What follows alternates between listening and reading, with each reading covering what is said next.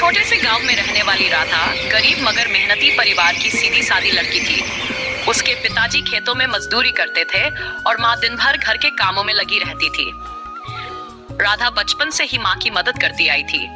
झाड़ू, पोछा, खाना बनाना, सब्जी काटना सब आता था। मगर वो कभी बाहर के बड़े सपने नहीं देखती थी। उसे लगता था उसका जीवन भी माँ जैसा ही होगा। एक दिन उसकी शादी की बात चली। रिश्तेदारों ने बताया कि लड़के का नाम विवेक है, शहर में रहता है और उसका परिवार खाने से जुड़ा काम करता है। राधा को लगा शायद होटल चलाते होंगे। पिताजी ने रिश्ता देखकर हाँ कर दी और कुछ ही दिनों में शादी हो गई। ससुराल में पहला दिन। राधा की आंखें उस दिन फटी की फटी रह गई जब वह पहली बार अपने ससुराल पहुंची। वह कोई साधारण घर नहीं था। बड़ा सा मकान, सुंदर किचन और उसमें चमचमाते बर्तन।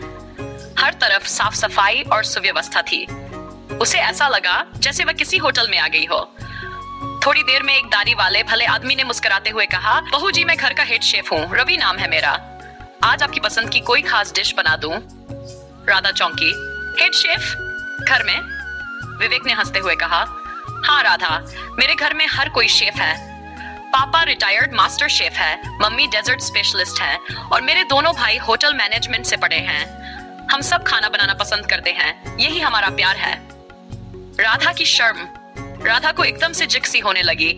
उसे डर लगने लगा कि इतने जानकार लोगों के बीच वह कैसे टिकेगी। उसे तो सिर्फ सादी रोटी सब्जी बनाना आता था, न कोई विदेशी डिश, न केक, न पास्ता।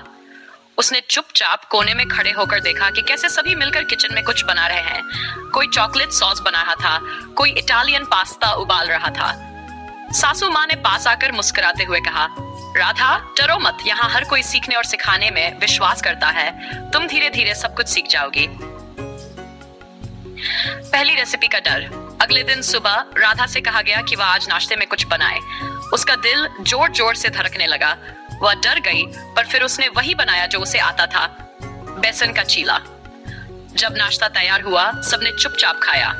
राधा को लगा कि किसी को पसंद नहीं आया, लेकिन थोड़ी देर बाद विवेक के छोटे भाई ने कहा, भाभी ये बेसन का चीला तो बचपन की याद दिला गया। पिताजी ने कहा, बहू के हाथ में सच्चाई और अपनापन है, यही सबसे बड़ी रेसिपी होती है। शेफों की टीचिंग। इसके बाद घर वालों ने राधा को धीरे धीरे नई नई चीजें सिखानी शुरू की। पहले केक बनाना, फिर इटालियन पास्ता, फिर थाई करी। कभी कभी सब मिलकर फूड एक्सपेरिमेंट करते और राधा भी उसमें भाग लेने लगी। धीरे धीरे वह भी मजे लेने लगी। कभी खुद कुछ नया बना लेती, कभी बच्चों को सिखाती। एक दिन राधा ने अपने पुराने गांव वाले स्टाइल में बाजरे की रोटी और लहसुन की चटनी बनाई। सारा घर झूम उठा। सासू माँ बोली, ये तो हमारे मेन्यू में जोड़नी पड़ेगी। तुम्हारा देसी स्वाद हमारे 5 स्टार किचन में मिसिंग था। विवेक ने एक दिन कहा, राधा तुम इतने अच्छे से खाना बनाती हो, क्यों ना तुम्हारा एक YouTube चैनल शुरू करें। राधा पहले तो डर गई। मैं कैमरे पर? मुझे तो बोलना भी ठीक से नहीं आता। मगर पूरे परिवार ने साथ दिया। विवेक ने संभाला। एडिटिंग छोटे भाई ने की और रेसिपी सिखाने का अंदाज सासू माँ ने सिखाया। चैनल का नाम रखा गया देसी बहू की रसोई। राधा की पहली वीडियो लहसुन की चटनी और बाजरे की रोटी वायरल हो गई। लोगों ने लिखा, इतना सरल, इतना प्यार भरा खाना कहीं और नहीं देखा। नया जीवन, नई पहचान। धीरे धीरे राधा का चैनल चल निकला। अब वह हर हफ्ते नए वीडियो डालती और गांव की पारंपरिक रेसिपी को नई पहचान देती। उसने बताया कैसे उसकी माँ मिट्टी के चूल्हे पर खिचड़ी बनाती थी, कैसे नीम की दातून से मुंह साफ होता है। राधा अब सिर्फ एक बहू नहीं थी, वह अब एक शेफ थी, एक कलाकार थी और लाखों लोगों की चहेती। राधा की कहानी ये सिखाती है कि अगर साथ देने वाला परिवार मिल जाए तो कोई भी बहू उड़ सकती है। राधा गरीब घर से थी, मगर उसके हाथों का स्वाद अमीर था।